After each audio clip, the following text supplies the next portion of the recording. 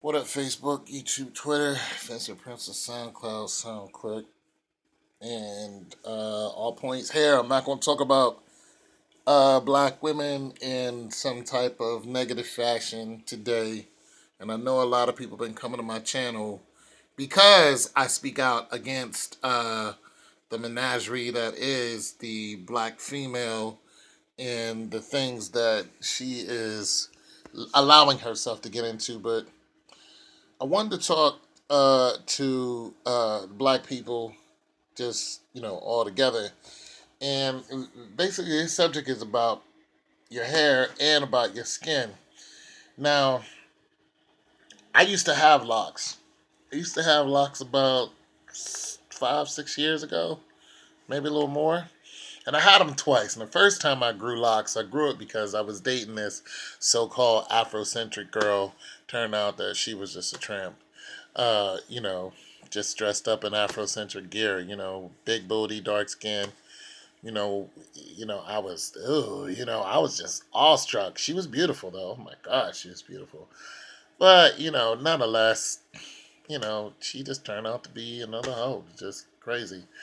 So, at any rate, you can't judge a book, by the color.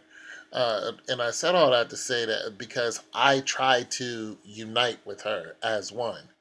I tried to like be her man. Like I wanted to marry her, and she wanted to be a hoe. So nonetheless, so then I cut him off after that experience because I didn't want to be connected to her like that anymore. I grew them for her because that's what she liked.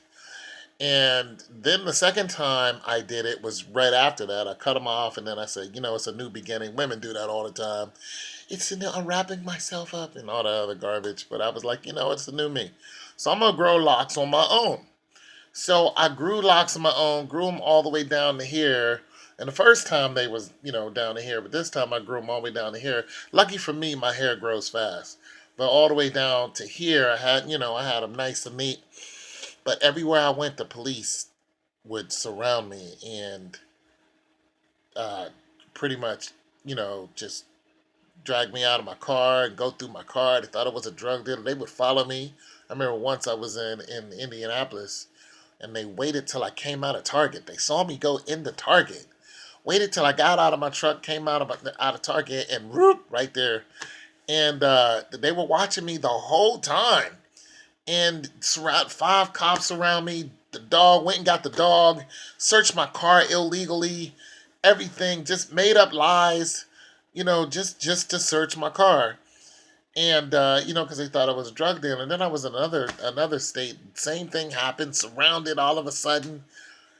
I wasn't even the driver. And then I was coming out of Oklahoma City. As soon as the highway cop saw us, I was rolling with my dude. We was heading actually back to Ohio, and boom, I was like, they're gonna stop us. They stopped me, got me out the car, put me in his car, did this whole thing, and then let me. I was like, damn. And I just got tired of being surrounded by dogs, guns, and cops. Bunch of white people who don't know what the hell they talking about. You know what I mean? Because I've never sold drugs in my entire life. Never. But because I had locks down to here and my complexion, I was some type of criminal. You know what I mean? And I'm like, wait a minute, you cops is killing people all over the world. So now every time I see one of y'all, do I suspect that you're a murderer?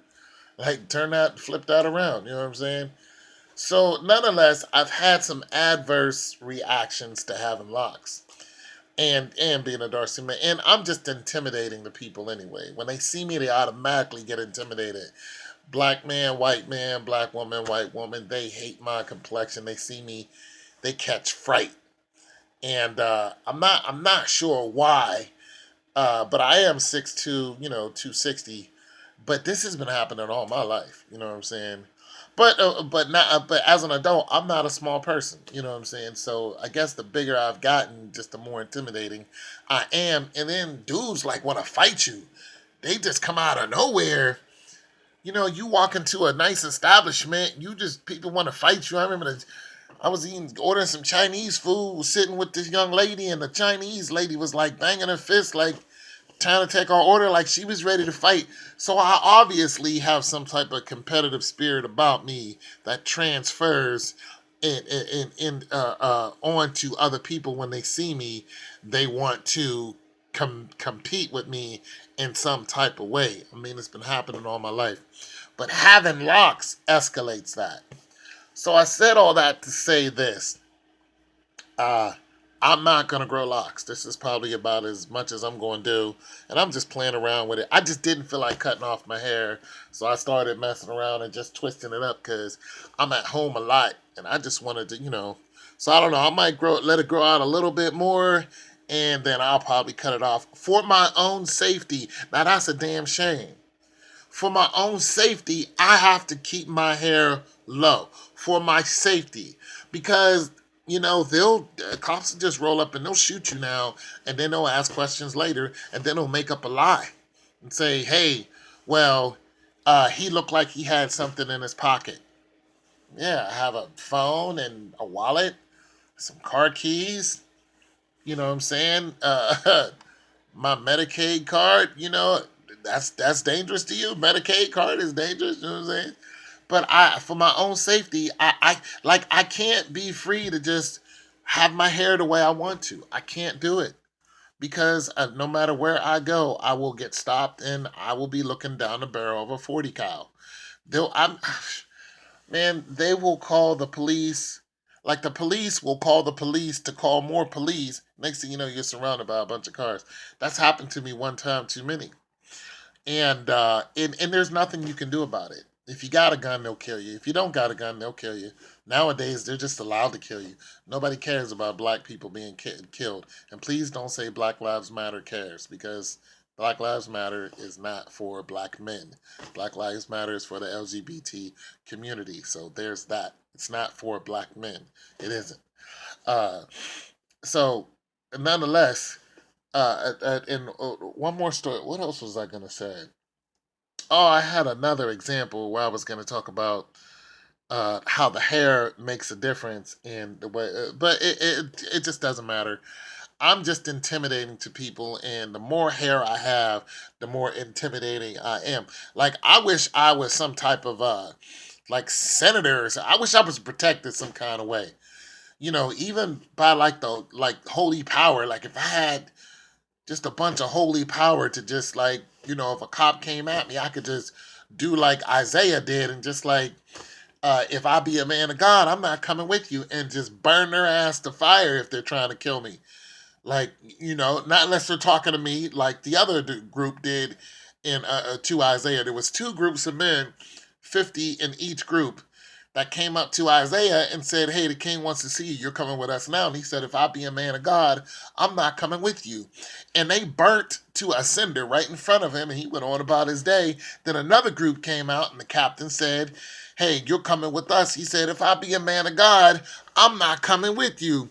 And they burnt to a cinder. And then the third group of 50 soldiers came up, and they said, "Are you Isaiah?" And he said, "Yeah." They said, "Will you please come with us?" And he says, "I sure will." And he rode out right with him.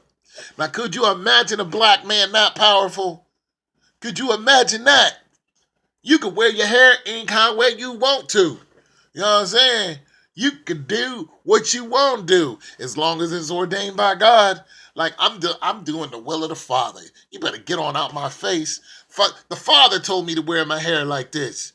Hey, you better raise up, homie, before this angel that you don't see standing beside me, because that's who actually did it. The whole time he was talking to an angel, and they rolled up, and they didn't see the angel because they ain't spiritually endowed, and he's spiritually endowed, and he talking to the angel, and they came and threatened the man, and the angel was just like, excuse me? Boom! On that ass. And it was all over. You know what I'm saying? That's what I'm talking about. If black people realize that they had that power right there in the Bible and use that power, you can rock any kind of hairstyle you want to, where you want to, when you want to, how you want to. You know what I'm saying? You can do what you want to do. As long as it's ordained by the Father, that's the power we need to be talking about. You know what I'm saying? That's the power I need. Lord, like, how you want to do this? You want locks down here, Lord? You want a big afro? Lord, you want the big afro? You know what I'm saying? If you was running around with Isaiah's power, you know what I'm saying?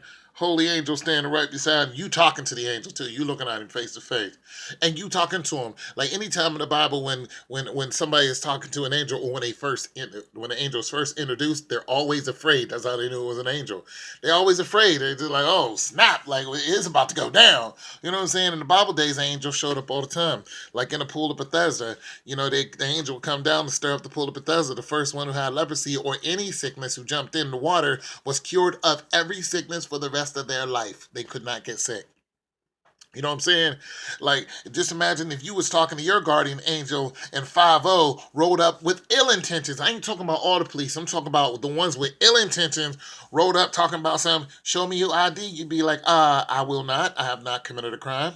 And they'd be like, you're coming with us. And you'd be like, if I be a man of God, first you warn him. You be like, "Look, man, I ain't did nothing. You want to go ahead and leave me alone, man. I really ain't did nothing. I'm about to get on this bus and go to work. No, you come with me and then try to handle you, and then be like, yo, if I be a man of God, I'm not coming with you. Boom on that ass. You know, I ain't saying burning to a cinder. I'm just saying you might or do something else. You might break a rib or something like that. Give him a gut check. Just do something to get him off you so you can go into work like every black man want to do. I'm just trying to go into work. I'm just saying, people, you know what I'm saying? If we knew the power that we had, you know what I'm saying, we could rock our hair any old kind of way. I know this got kind of lengthy, but I'll just have fun with it. I'm just saying, man, I really have to watch the way I rock my hair because people, black, white people, are just afraid of me. And and the police are really who I'm worried about. The average black white person I ain't worried about, but the police, they just scare the hell out of me now because they're just shooting. They even, this is what I wanted to say, in Florida, the police have target practice with black faces. That's what they do. They have target practice with black male faces. And you know, in Florida, they wear a lot of locks. So whenever the police see these youngsters, they, you know, assume that they're already criminals and they're allowed to shoot them. Well, now this is, you know, pretty pandemic and it's all over the place. So, um, you know, it's just everywhere. If you wear those kind of hairstyles, they can make assumptions about you and just pretty much kill you. They just had on World Star, this guy was sitting in his car and he had locks down to here and the cops rolled up on him and the cop didn't even want to be reasonable. And the dude had his phone on and he said, turn that off. He said, I'm allowed to have my phone on, sir. And he said, can I ask why I'm being stopped? He said, can I see your driver's license? He said, I'm getting it for you. He said, can I ask why I'm being stopped? He said, well, you missed a light back there. And he said, no, I didn't. He said, well, you ran through the stop sign. He said, no, I didn't, sir.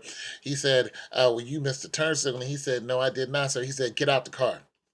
And once they tell you to get out the car, it's a so-called lawful order, but it's not a lawful order. A lawful order is not anything the cop says.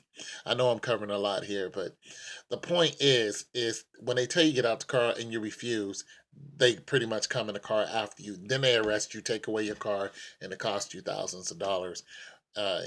Anyway it goes, and you don't know whether you're gonna live or die. So I'm just saying, just the way that dude looked, the cop didn't give him any chance. That dude was going to jail, even if he sang "Mary Had a Little Lamb" and told that dude, "God bless you and Jesus loves you, officer." That officer would have still took him to jail just because of the way he looked. It's your boy Tone 202. Be safe. Peace.